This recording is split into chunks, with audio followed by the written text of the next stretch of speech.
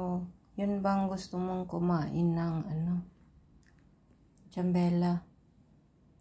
At tinitingnan ko kung ano yung mga materials, kung ingredients na pwede kong gagamitin. Wala akong gatas na meron lang akong nuts, milk ng nuts, Nutriola. Kaya yun na lang yung ginagamit ko, 3/4 cup, tapos 1/4 cup na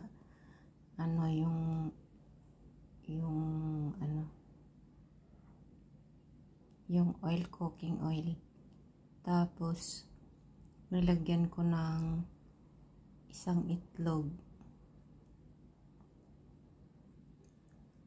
Tapos 2 scoop lang yata ang sugar para hindi siya masyadong matamis. Ayun. Ito na po yung resulta niya.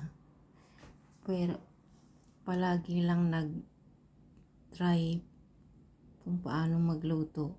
Pero masarap naman ang lasa niya. Kahit yung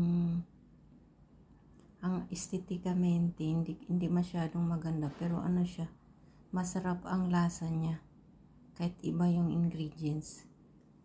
Tinitingnan ko kaya yung hindi ko ma-follow dahil wala akong ingredients. Kung ano lang yung meron sa bahay, ginagamit ko. Yun Ay tsambela na ako, may pilipit pa Pilipit sa Bisaya yan.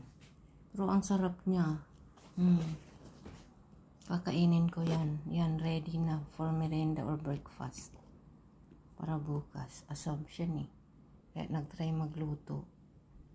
Yan na po. Okay naman, masarap siya as in. Na-try ko na, nasubukan ko na. Wag na lang masyadong asukal dahil tataas ang sugar natin yan. Okay naman yung lasa. Pwede din kumain yung kahit sino. Siya? Yung malambot. Diba? Yan Yan Sarap.